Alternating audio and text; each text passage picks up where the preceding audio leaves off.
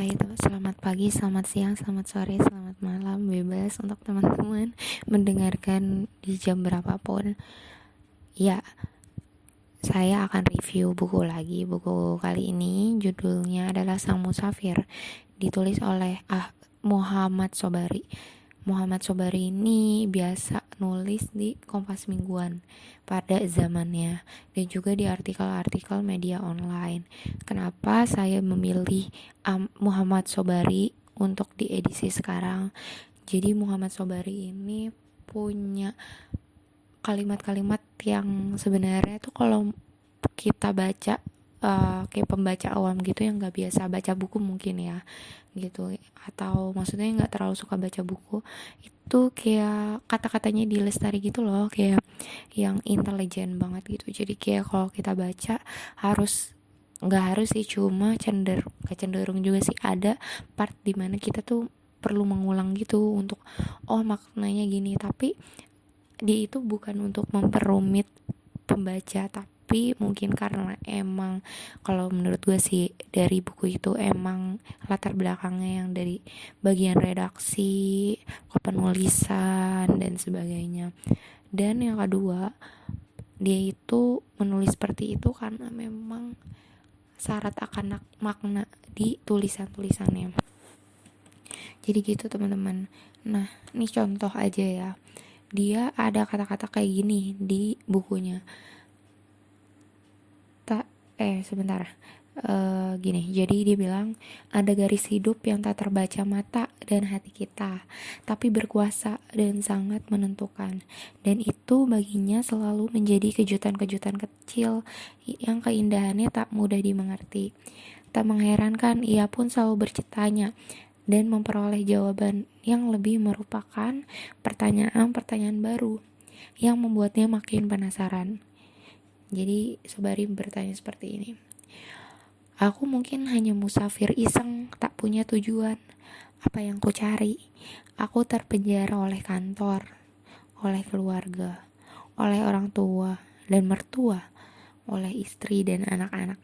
Tapi siapa bilang aku tak terpenjara oleh nafsuku sendiri dan kecenderungan sok mengejar apa yang abadi, tapi tak sadar telah kandas di atas segala yang fana.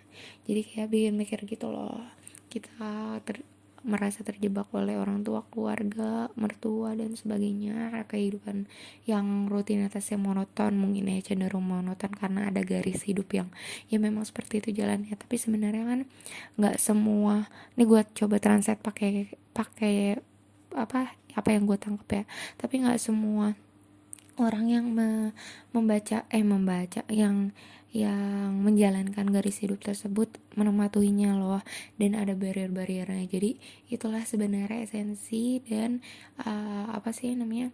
esensi tersendiri dalam proses menjalankannya. Terus di antara hal-hal yang kita pikir itu adalah jebakan, sebenarnya bukan jebakan sih, maksudnya kayak terjebak oleh hal-hal rutinitas dan interaksi dengan orang-orang yang sama. Sebenarnya itu kita itu juga harus memastikan loh bahwa kita sebenarnya terpenjara nggak oleh nafsu sendiri. Terus kita itu cenderung sama mengejar hal-hal yang sebenarnya tuh nggak abadi gitu. Jadi kayak gitu sih kalau misalnya salah satu kutipan yang syarat makna juga. Terus di sini juga dia tuh menceritakan kan kalau misalnya di tentang budaya hidup ya waktu kecil loh. Jadi meskipun dia udah sukses tinggal di rumah yang besar, dia itu kalau ada part-part dimana dia butuh menyendiri, dan menyendirinya itu kayak meditasi kali ya. Jadi kayak dia ke kebun yang banyak tanaman-tanaman, terus dia juga kayak merenungi kayak apa sih asal muasal hidup dia sebenarnya apa, untuk kayak merefresh diri mungkin ya di tengah kesibukan dirinya. Dan di dalam proses itu, di dalam kepenulisannya dia syarat makna banget, kata-kata yang bikin kita merenung, oh iya gitu. Jadi kayak berpikir sebenarnya meditasi, bukan meditasi sih, cuma kan intinya ya mirip seperti meditasi, itu perlu sih untuk kita merefresh lagi diri kita gitu. Terus di situ juga dia waktu itu dia jadi atasan di salah satu BUMN seingat saya, di menjadi atasan, tapi dia tuh benar-benar karena itu lagi berantakan ya, ibaratnya sistemnya dia benar-benar mulai dari nol, dan dia merasa kalau memang cash flow-nya belum baik, inflow-nya belum besar, ya udah jangan ikut.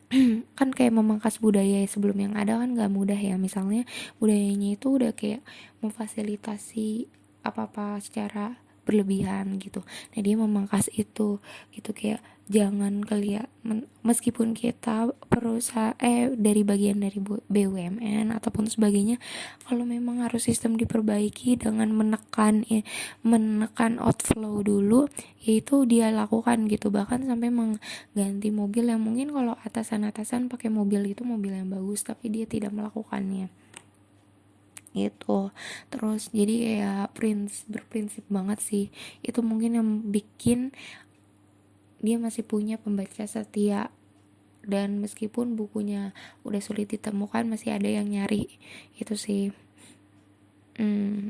Terus ada kata-kata yang gue suka juga kayak gini, misalnya dalam hidup kita alam ikut campur tangan, tapi kita tidak pernah tahu tangan yang tak tampak mengaturnya dengan baik dan bijak, dan tak perlu atau tak harus minta persetujuan kita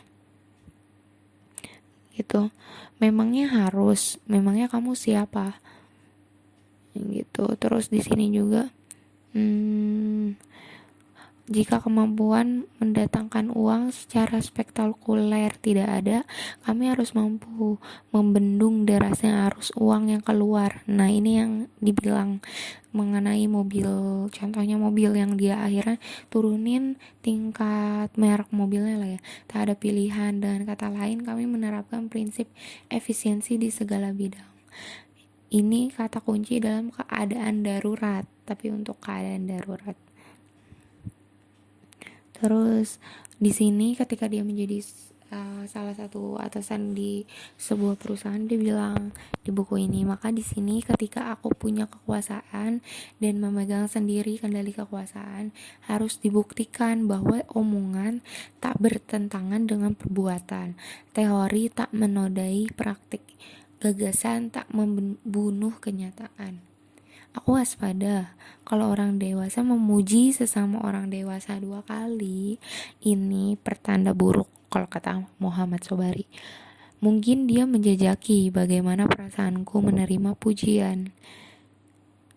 Jadi dia ngepredik loh, oh nih orang senang dapat pujian, sambil menerka-nerka dan melakukannya 2 kali.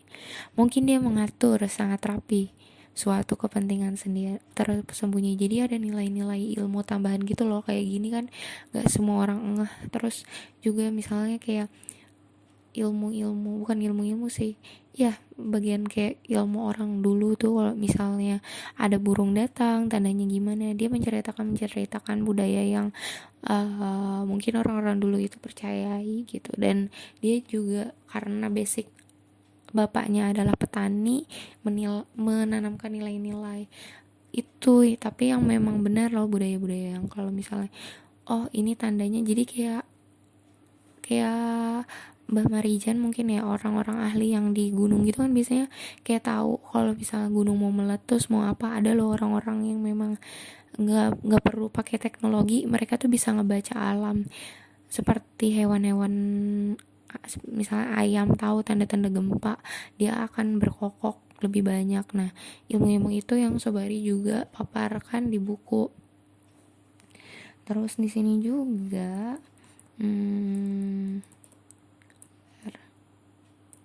dia bilang juga makna dari redaksi.